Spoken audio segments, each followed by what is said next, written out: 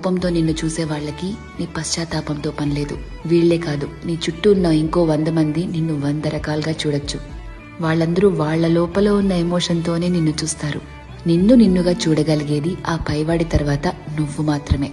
ఎప్పుడైతే నువ్వు నీలో ఉన్న తప్పులు, ఒప్పులు, మంచి చెడు, నీలో కోపాలు, నువ్వు చేసే మోసాలు, నీలో మార్పులు, నువ్వు పడే పశ్చాత్తాపాలు, నీ చుట్టూ బాధ్యతలు, నీ ఆశలు, వాటికై నీ కష్టాలు, దేవుడిచ్చిన లోపాలు, నీ ప్రయత్నాలు, ఇలా ఎదుటి వాళ్ళని జడ్జ్ చేయడానికి మనం వెతుకుతూ ఉంటామే, వాటన్నిటి ద్వారా నిన్ను నువ్వు చూసుకోగలిగితే ఎలా అన్బయాస్డ్ గా, లాయర్లా కాదు జడ్జి లాగా, అప్పుడు నువ్వేంటో నీకు అర్థమవుతుంది కదా.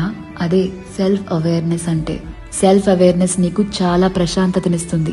ర్యాండమ్ గా ఎవరిని ఏమీ అనలేవు, ఎందుకంటే నీకు తెలుసు ఎవరి తుఫాన్లు వాళ్లకుంటాయి లోపల అని. ఒకరిని జడ్జ్ చేయడం చాలా ఈజీ అబ్బా, కానీ నిన్ను నువ్వు జడ్జ్ చేసుకోగలిగితే personal growth, peace of mind అన్నీ దొరుకుతాయి. అందుకే